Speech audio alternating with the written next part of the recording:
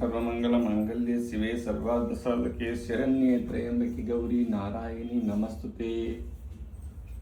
ఈరోజు జాతక విశ్లేషణ వీడియో చేయడం చాలా రోజులైంది. పనులుండి చాలా బిజీలో ఉండడం వల్ల ఒక చిన్న వీడియో చేయడం జరుగుతుంది ప్రేక్షకుల కోసం. ఒక కంపెనీకి సిఇఓ వ్యక్తి, ఒక కంపెనీకి సిఇఓ ఎట్లా అయిండు, తర్వాత పెళ్లి తర్వాత జైలువాసం ఎందుకు వచ్చింది అనేది ఈ జాతక విశ్లేషణ. ఈరోజు జాతకం అనేది తలరాత. ఒక వ్యక్తి జన్మించినప్పుడు ఏ గ్రహాలు ఎక్కడున్నాయో అతని జీవితానికి సూచించే దిక్సూచి అన్నమాట. ఏ దశలో ఏం జరుగుతుంది అనేది ఈ జాతకం. కాబట్టి ఈ వ్యక్తి ఇప్పుడు 48 సంవత్సరాలు. వ్యక్తి జాతకం, లగ్నం కర్కాటక లగ్నం.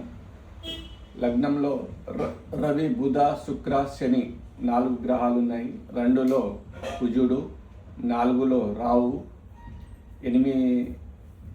4లో రాహు, 10లో కేతు, 11లో గురు, చంద్రులు. గురు చంద్రుల వల్ల ఇతనికి గజకేసరి యోగము 11వ స్థానంలో. అదే తర్వాత లగ్నంలో రవి, బుధ, శుక్ర కలవడం, లక్ష్మీనారాయణ యోగము, ఇవన్నీ బుధాదిత్య యోగము ఉంది. కాబట్టి ఈయన పెరియ కంపెనీకి సిఇఓ కావడం జరిగింది. సిఇఓ అయి కోట్లు సంపాదించడం జరిగింది. అయితే పెళ్ళి చేసుకున్న తర్వాత అతనికి జైలువాసం రావడం జరిగింది. ఎందుకు ఇలా అనేది ఈరోజు జాతక విశ్లేషణ. మనము పెళ్ళికి 7వ స్థానము చూస్తాం. 7వ స్థానము 1, 2, 3, 4, 5, 6, 7. 7వ స్థానాధిపతి శని లగ్నంలోనే ఉండడం. అతను 8వ స్థానానికి కూడా అధిపతి శని. శని అంటే నీచ స్త్రీ సంబంధం అని అర్థం. 7వ రాశి అధిపతి అతను నీచ పాప రాశి అయి తన పాపగ్రహము లగ్నంలో ఉంటే 7వ స్థానం ఆ వ్యక్తికి రాబోయే భార్య నీచమైన భార్య అంటే దానివల్ల అతనికి నష్టం జరుగుతుందని అర్థం. First point. ఆ నీచ స్త్రీ వల్ల ఇతనికి పెళ్లి జరిగిన తర్వాత విడాకులు, తర్వాత జైలువాసం రావడం జరిగింది. ఇంత పెరియ కంపెనీకి సిఇఓ, కోట్లాధికారి, అంత ఆస్తి కరిగి ఇంత పేరు ప్రతిష్టలు పోయి జైలువాసం రావడానికి కారణం ఏంటి?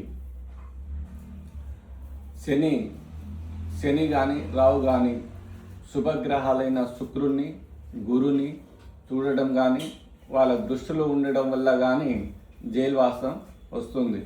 లగ్నంలోనే శుక్రుడు ఉన్నాడు, అది శనితో కలిసి ఉండడం జరిగింది. దాంతోపాటు బంధన యోగం అనేది రావు 1, 2, 3, 4, 5, 6, 7. తన 7వ దృష్టితో కేతుని చూస్తున్నాడు. 8, 9వ దృష్టితో మిథున రాశిని చూస్తున్నాడు. మేషం, మిథునం అంటే మధ్యలో బంది అంటే 2 రాశుల మధ్య గురు చంద్రులు ఉన్నారు. లగ్నాధిపతి చంద్రుడు అక్కడనే ఉన్నాడు, గురు అక్కడనే ఉన్నాడు.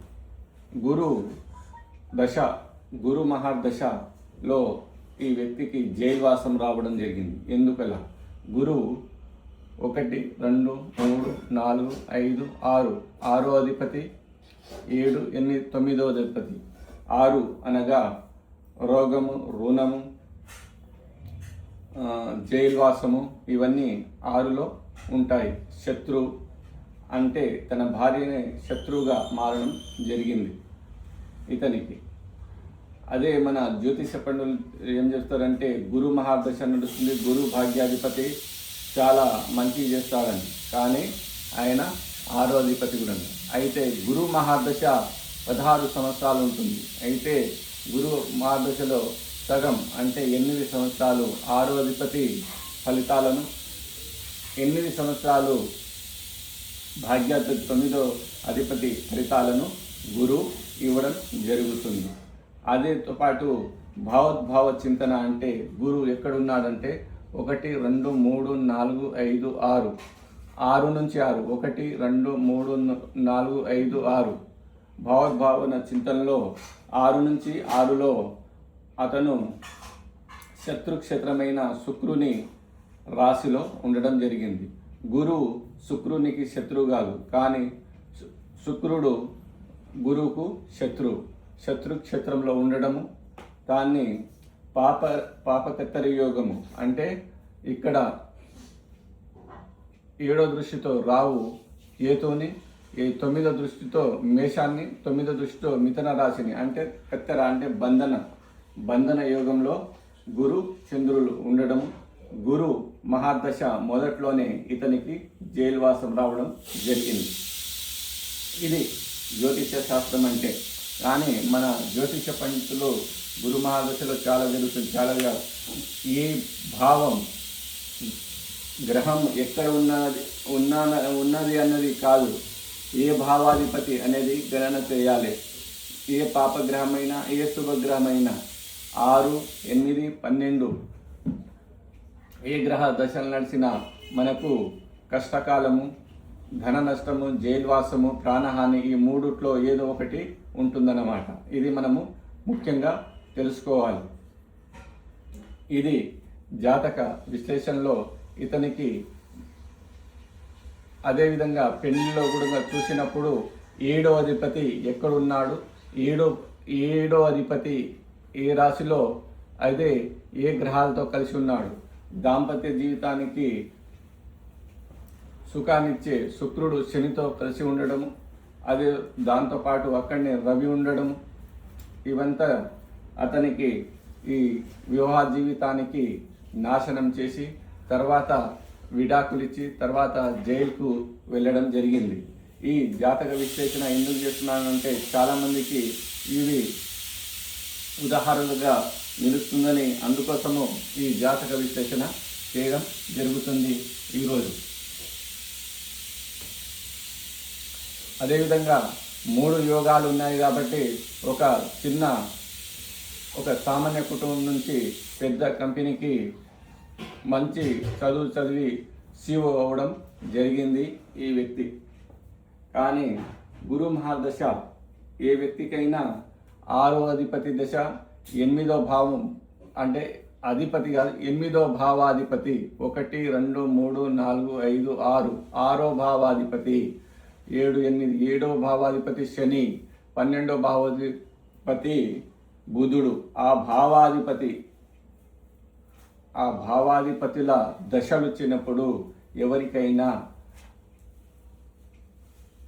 పెరియ కష్టాలు అంటే జైల్వాసము, ధన నష్టము, ప్రాణహాని, ఇది పెద్ద నష్టాలు జరిగే ప్రమాదం ఉంటుంది. ఇది జ్యోతిష శాస్త్రం చెప్తుంది.